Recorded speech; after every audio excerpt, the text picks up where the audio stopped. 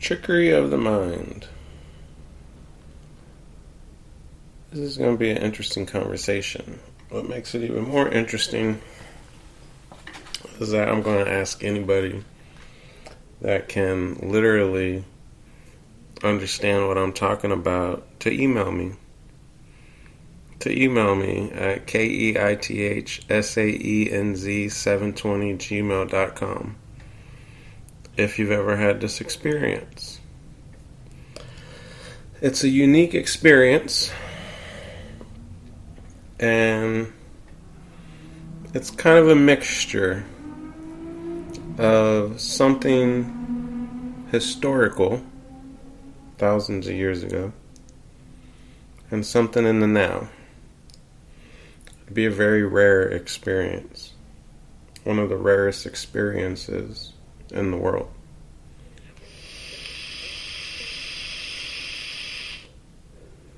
Trickery of the mind. There's a way to trick the mind, of course. It's like, if I want to drink Gatorade and act like it's orange Gatorade, then it's like, okay, I know I'm drinking lemon lime Gatorade, but I'm going to act like it's orange, but it doesn't taste the same, right?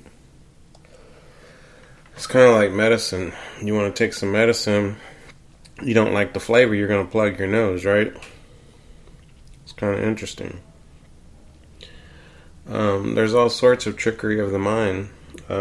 Just as we all know, like the smell sense, you plug in your nose and you're not going to taste it because literally you're kind of getting the sense comprehended through the mind through the oxygen.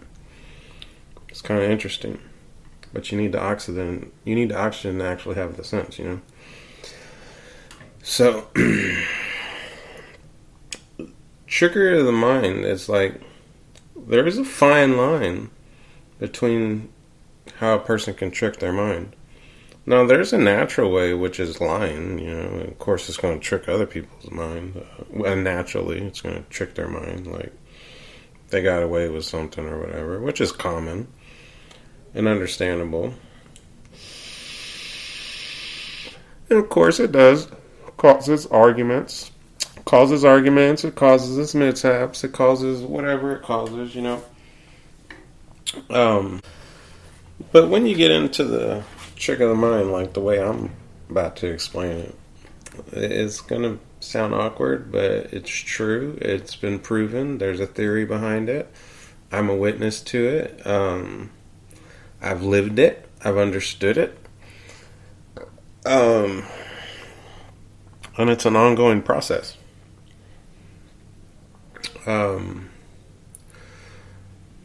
But first I have to definitely separate the two ways to trick the mind. Because the natural way, it's kind of bitter. But it's true. You know, you can get lied to. People can lie to you. It's like veering from the truth, basically. Which it doesn't really have as consequences other than just confusement. It's like, oh, okay. And although it has its confusement, it's like the only damage done would be to the person that's comprehending it, like making a decision, right? So it's like, okay, you can make your decision knowing that you've been lied to and moved on or whatnot. And so, you know, both people have that choices, whoever's involved in that. But when you get into the actual metaphysical part of tricking the mind, you're dealing with what they would call psychic abilities. And I want y'all to know deeply that psyche, psychological, all that, it's mental. Right? You're dealing with your psyche. So, psychologicalness is basically with your head, right? So, if you think you're a psychic, it's like, you know, unless you know, you might be one. But if you don't know, then you might just be tricking your psyche because of a psychological issue. Basically, you have to understand, comprehend, know everything from A to Z, know why, know why this is taking place, know why this is happening, know what you're hearing, what you're seeing, what you're smelling, what you're feeling, what you're everything. You're going to have to know it all in order to properly allow you to understand, to have the let off of your, what they would call, weight on your shoulders, so you can feel relaxed and comfortable that what you're experiencing is natural. Now, on the other way of saying this, if you're tricking somebody psychically, you're tricking yourself. You're going to make yourself crazy. You're going to make yourself wonder all these weird, awkward thoughts or whatever. But when it comes to psychicness or something that's mental, or what they would call mindful, it's basically you're going to deal with what I've understood. If you're trying to trick somebody, you're going to deal with energy. The invincible energy that it should be, just like a cellular phone, being able to run off of satellites and other type of waves and stuff like that.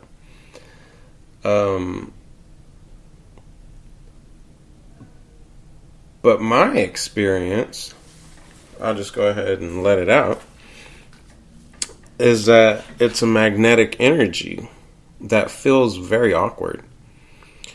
And it's like a push-pull magnetic energy that you can comprehend if you do the little magnet trick, where magnets stick together and then you turn them the other way, and it basically has this push-pull effect.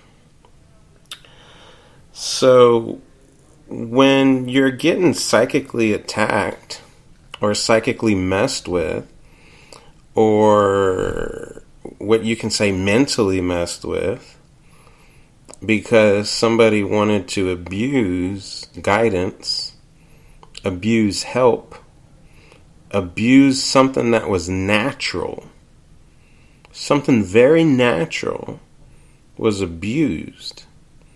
So they decided to manipulate through their negativity of intention. And what this causes is energy.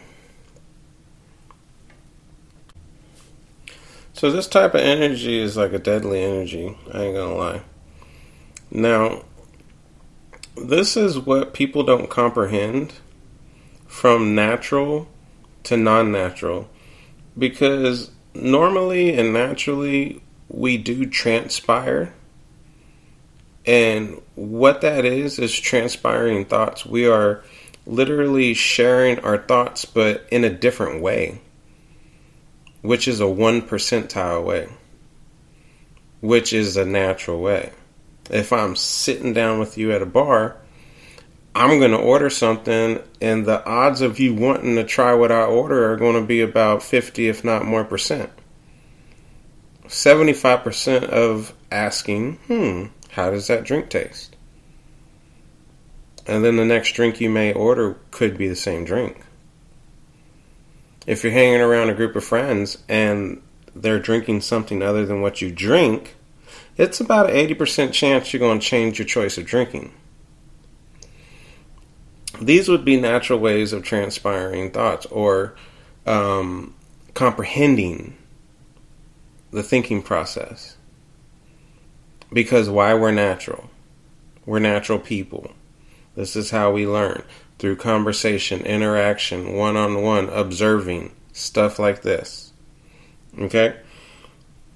So, there's also a difference between clear and not clear. Having a little bit of clarity, which is going to be what? Intuitiveness. Being empathic.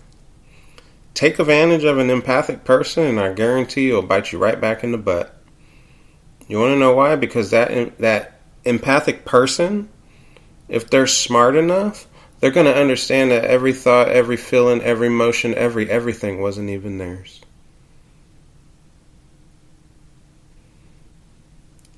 And so this is how I ended up in my situation. is I'm a very highly intuitive, empathic person. Knowing that no thought is someone else's thought.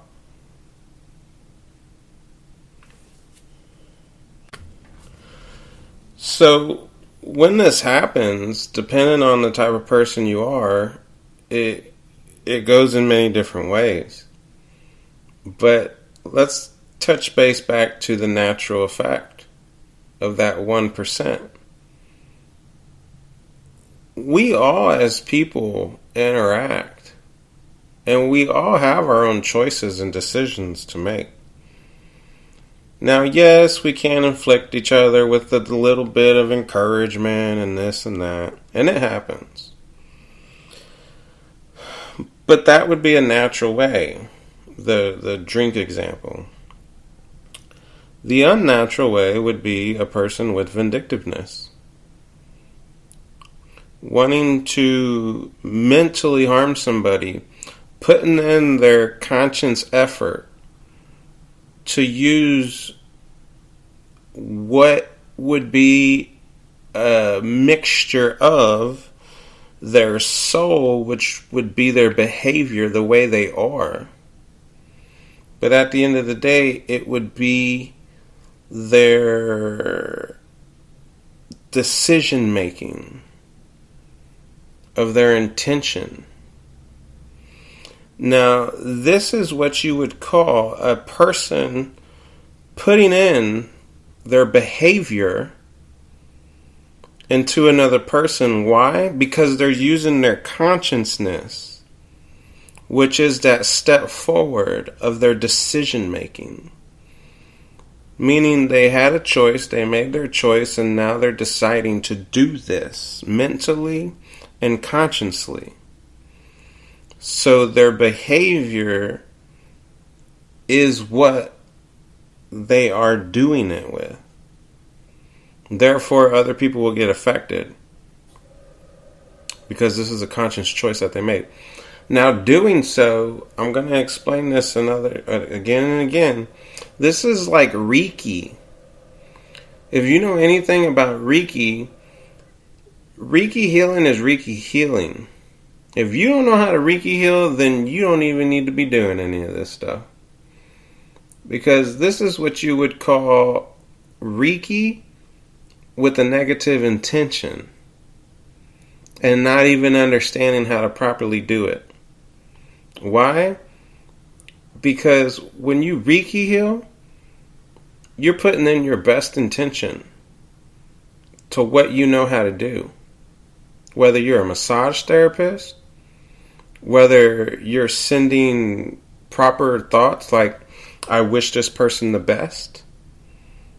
And if that's the case, you don't even have to send them. It's like when a person says, oh, I'll pray for so-and-so, I'll put them in my thought. Some people have their choice of saying a prayer. Some people may have this method of buying a balloon, flowers, and sending it to them, which is the proper method. And other people can just wish the best, right? But if you know your intentions are good, your intentions are good.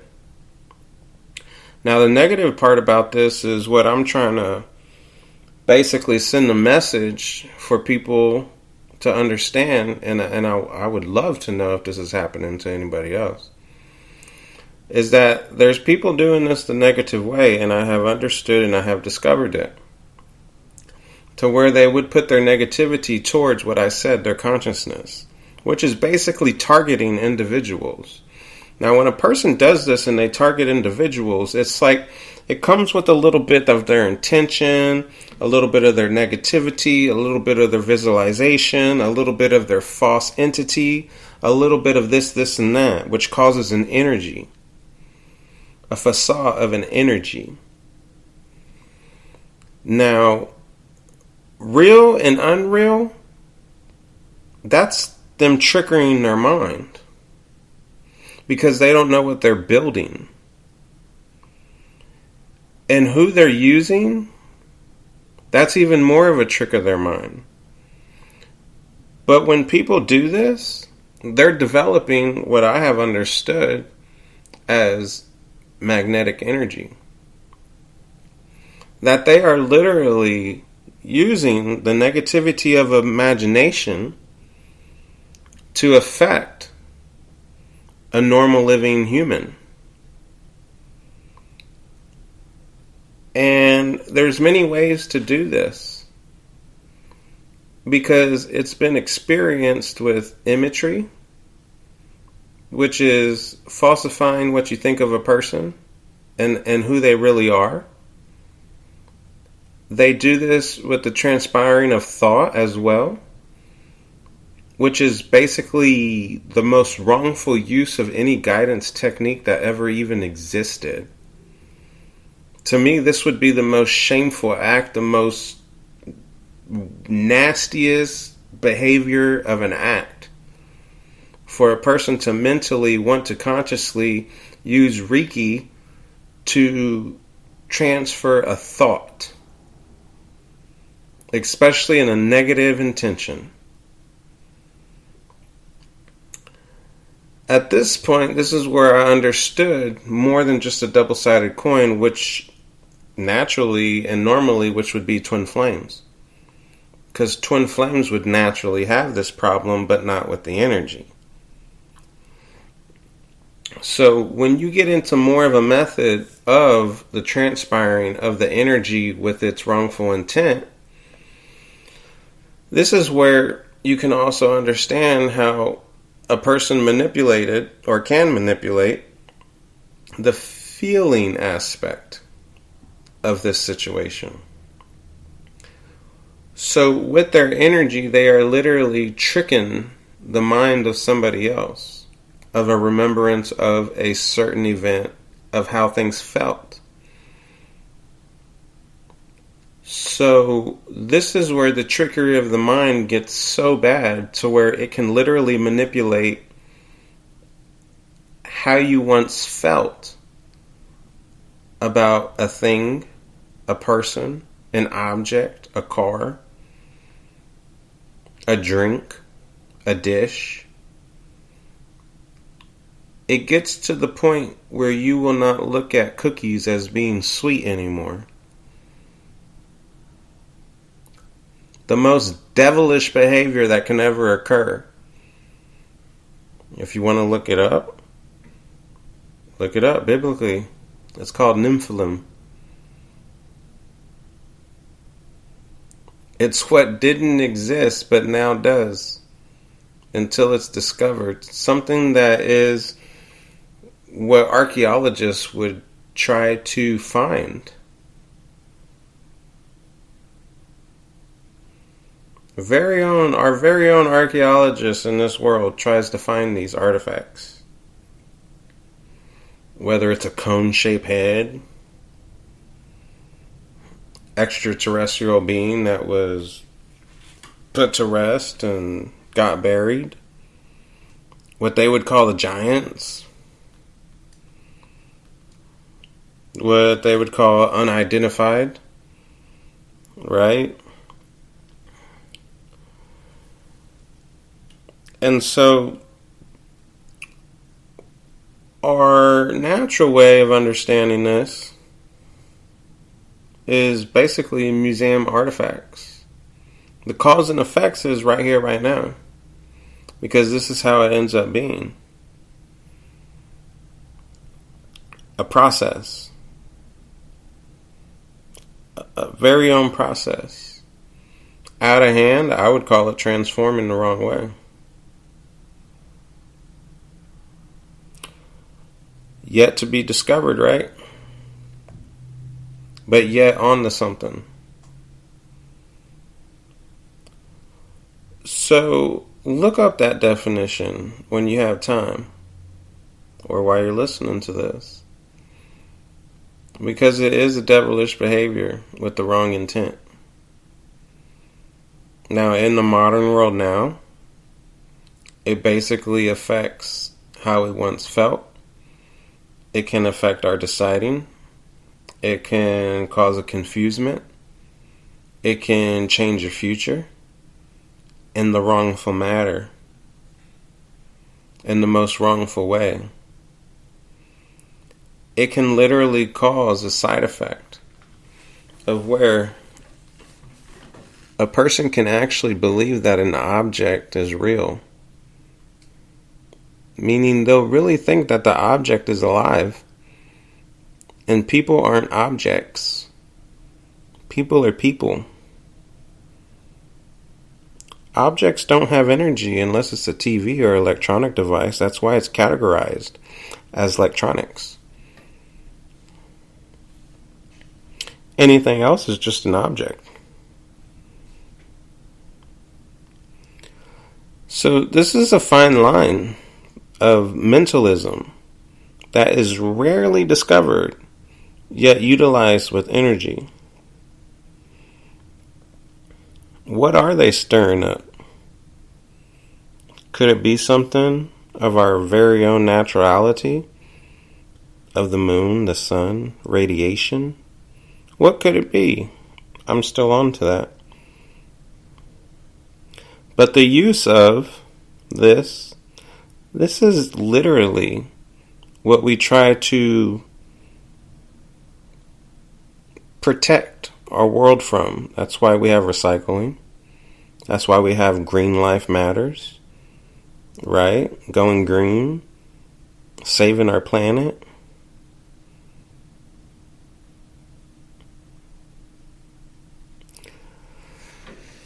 So careful how you're using energy, because it really shouldn't be a use of through a human being, as we naturally have a different source of energy that is different from the one I'm speaking of. So literally, this will alter your mind. It will have the biggest confusement to where you can't even think of your own spouse, to where you're wrongfully taking an identity when identity taking is considered psychosis. Why is it considered psychosis? Because you're picking up and comprehending somebody else's feelings, emotions, thoughts, because a person probably wanted to use them. Because if you're not doing anything wrong and you're properly just doing, then hey, you shouldn't have this problem. So being able to comprehend probably is important. Because if you start to comprehend too much and you're starting to hear all these voices and you're starting to misunderstand the meaning of guidance and you're starting to manipulate guidance and you're starting to think you're some high and mighty psychic person because you can do this, and that, that's going to be a form of psychosis, and that psychosis is going to be coming from somebody that's using you because they thought you were cool. Because they wanted something you wanted. Because at one point in life you had knowledge, you had common sense. So know the difference between an empath and know the difference between a psychic ability.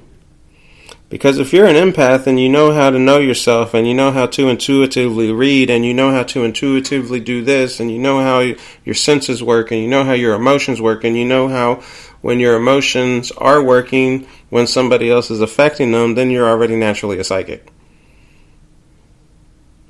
But if you have to go and you have to brag and you have to this and that and these people and that people, things it's like, oh wow, blah, blah, blah, blah, blah. It's like, know the difference between psychic and, psychological problems. Because there's a major difference. So when somebody does manipulate, naturalness, it's going to be very effective. It's mind altering. And here's some examples of it. Naturally, what happens with the negative effect of somebody abusing this through a thought, if I like to eat cookies and dip them in milk, and another person wants to be vindictive, they're going to think or say something that's going to cause an effect on a third party. Why would it cause an effect? Because they're going to tell themselves, or they're going to communicate with what they didn't know of, maybe, or knew of, and say, I don't like these cookies while I'm enjoying my cookies. Now, the third party is going to be manipulated. If it's a couple, or if it's a connection between somebody in that household, or even if that person that's eating that cookie and enjoying that cookie is naturally connected to their spouse or their wife or whoever it is in their household. Because there's a difference between empathicness, which is naturality, and then there's a difference between manipulative psychosis, which is supposedly a psychic ability. So while I'm enjoying my cookie and the other person's manipulating what they don't like the other person enjoying, the third party's really, really not going to like a cookie. To the understanding that they might not even think a cookie is sweet when they know it is sweet. And that's how important for others to know about this. Because the next thing that's going to happen is people are going to think diapers aren't used for babies or adults that can't control their bowels. And then what? You're going to have a baby pooping all over the floor. Or what? You're going to be combing your hair with the fork? Because someone didn't like the way you combed your hair? It's called a triple effect, triple threat. The most hardest thing to find a cure for. Why? Because it's very uncommon to know when somebody's manipulating you like this. Why? Because just like the Bible says, right? The devil can change the voices. Are they really changing the voices? Or are these how many people they have affected? Through mind hopping. Mind hopping in the wrongful way. It's like eavesdropping mentally. There's a big difference between veering off your mind. You know, like, hey, if I had an ex-girlfriend and she has some whatever hair in a certain shape or whatever, and I want to veer off from that and not think of the person, or consciously be in the life I'm living and not allow the thought to happen. And if there's somebody in front of you, or you're in drive-thru, or you're paying attention to somebody that's talking to you, that's properly veering yourself from a situation of thought.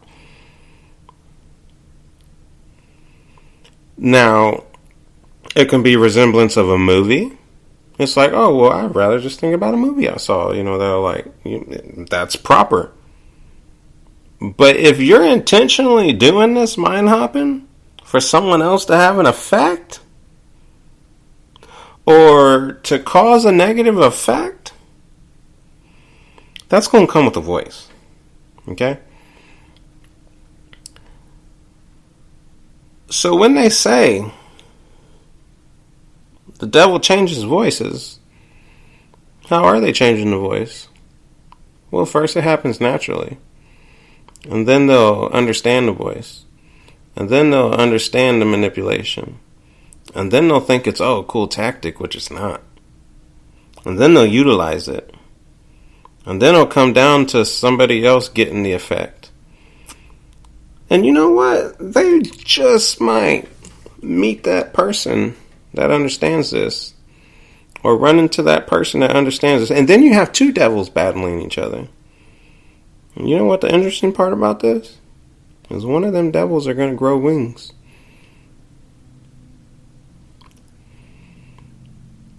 It's like knowing how the mind works, but yet, better yet, knowing right from wrong. Mind manipulation, the worst thing that can ever exist. Is it real? Yes, it's very surreal. It's one of the most effective behaviors that brings people to one of those straight jackets.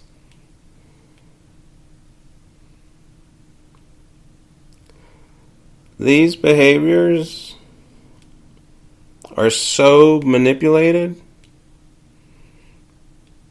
I can't even express it or explain it. If the cookie example doesn't wake a person up, because we all know that cookies are sweet, and for somebody else to comprehend that a cookie ain't sweet when they know it is, it's like drinking milk and somebody else tricking a person's mind to think it's water. This is the most effective disease that I have ever came across. And it's real, because I've experienced this.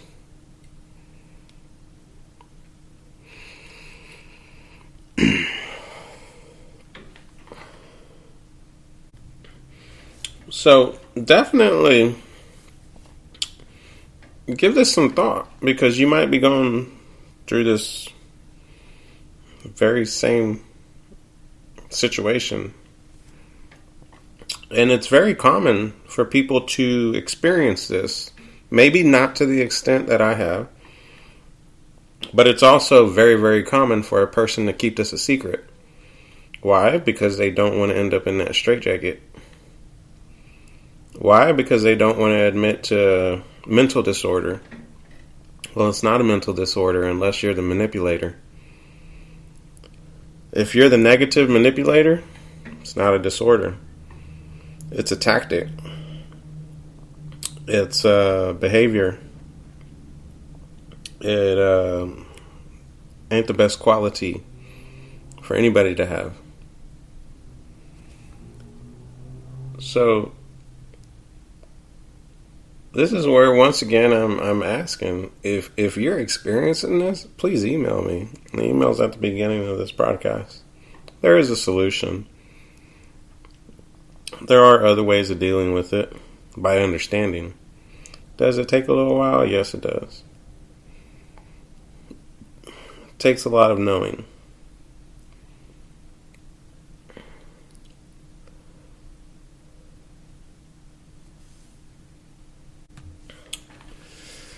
And so this would basically be, to sum it up, like the mass manipulation of mentalism.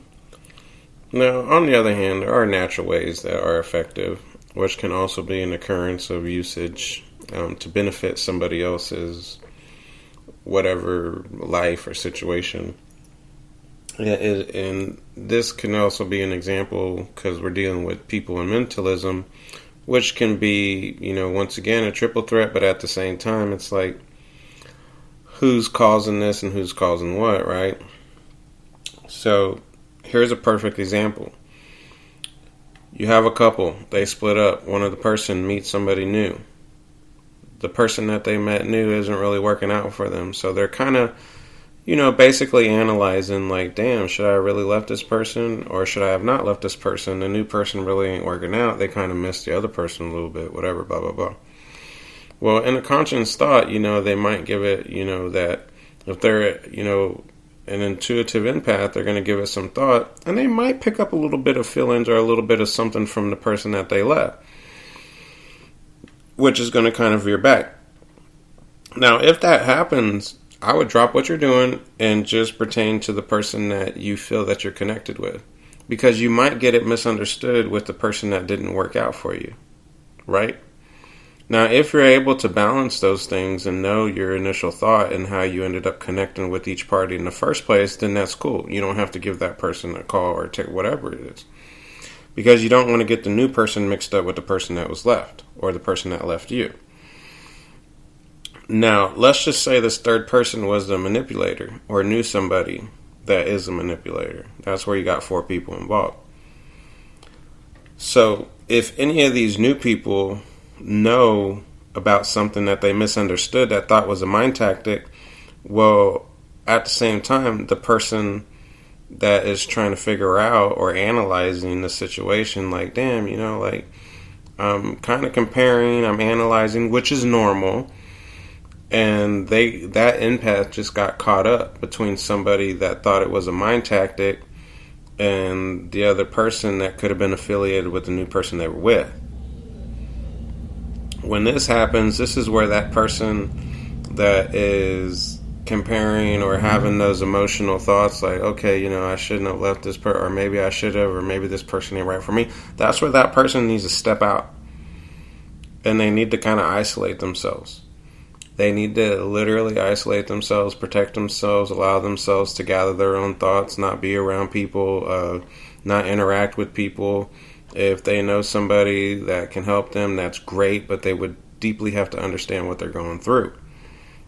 Because at this understanding, the new people ahead of that person is going to be manipulation. And it takes a while for this to kind of not allow its process to happen. And, that's kind of like a natural way, but at the same time, it's like if somebody uses it as a mind tactic, that's where you get into that devil aspect of the devilish behavior. Now, what I mean by devilish behavior, it ain't the behavior of...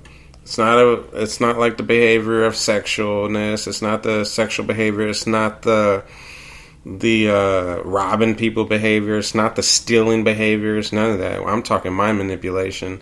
I'm talking where somebody's trying to pull your strings and control you.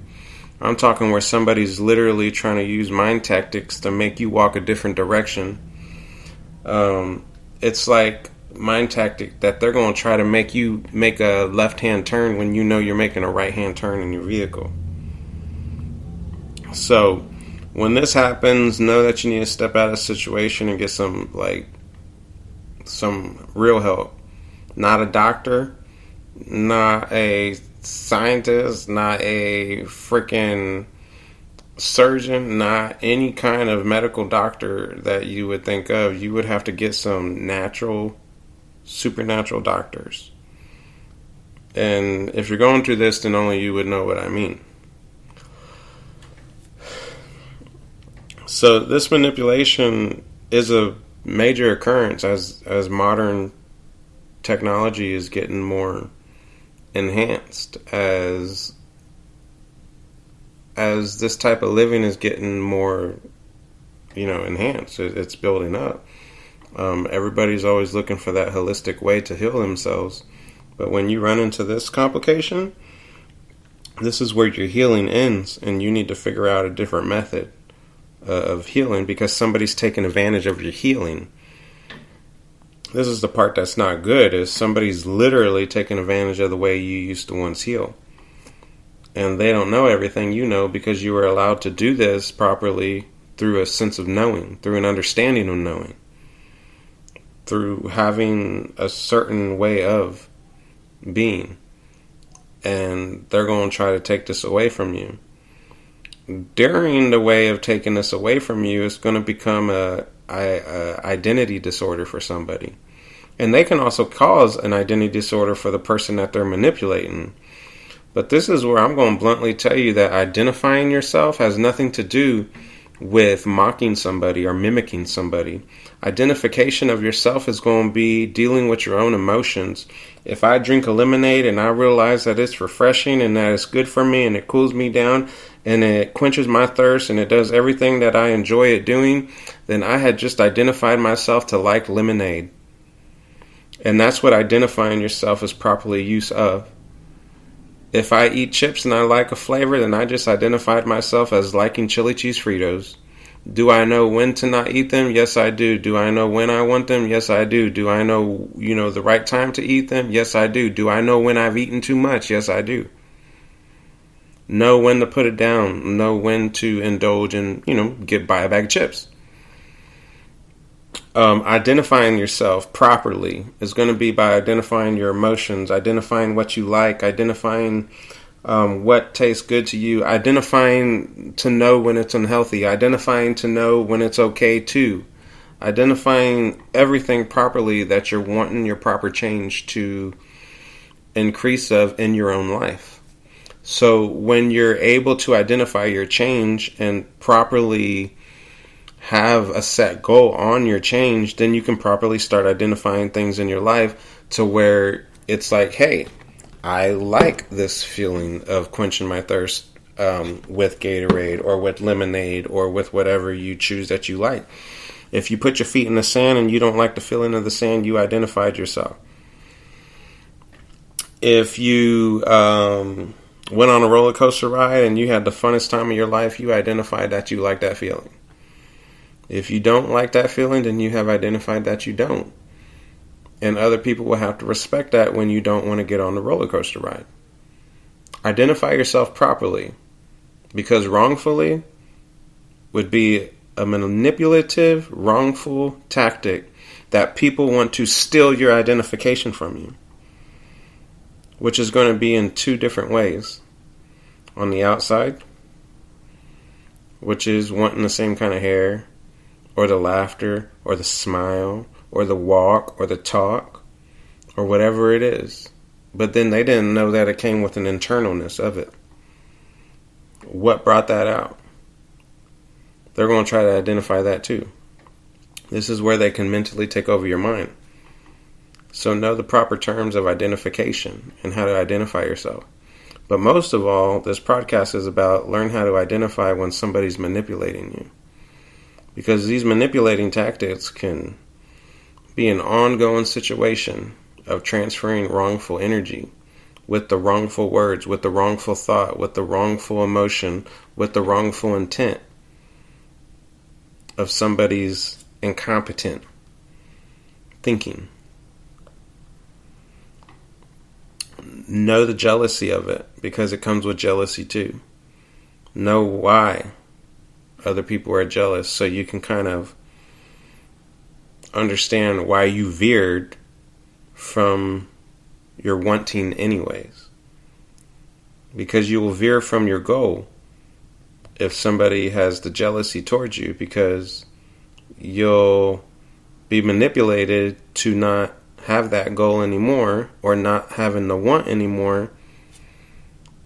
And that's how strong somebody's jealousy can take over as a manipulating tactic, to where what you once wanted is no longer, which pleases the person that was jealous in the first place. So understand if you're being used. Always understand if you're being used. It's very important. Once again, if you are, or if you're experiencing this, please email me, keithsanz720@gmail.com. I will get back to you immediately.